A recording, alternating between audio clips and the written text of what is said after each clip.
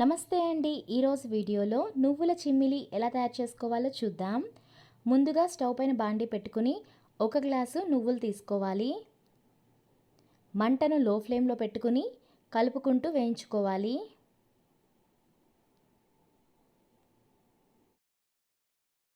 ఒక 2 యాలక్కాయలు తీసుకుని పైన తొక్క తీసేసి పక్కన పెట్టుకోవాలి. ఒక ముప్పావు గ్లాసు తురిమిన బెల్లం తీసుకోవాలి.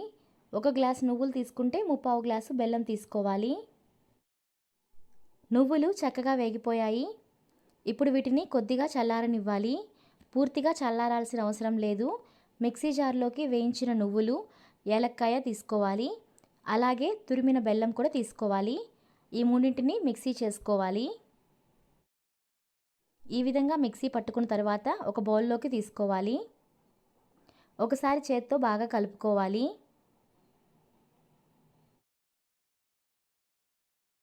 కొద్దిగా కరిగించిన నెయ్యి ఒక 2 స్పూన్లు వేసుకోవాలి. ఒకసారి బాగా కలుపుకోవాలి.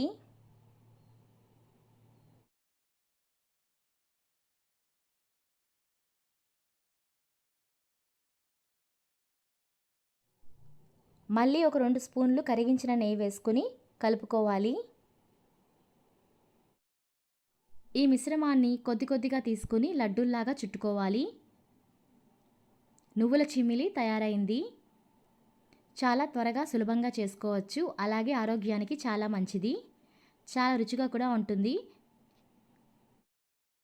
ఈ లడ్డూలో కాల్షియం ఎక్కువగా ఉంటుంది. పిల్లల నుంచి పెద్దవాళ్ళ వరకు అందరూ తీసుకోవచ్చు.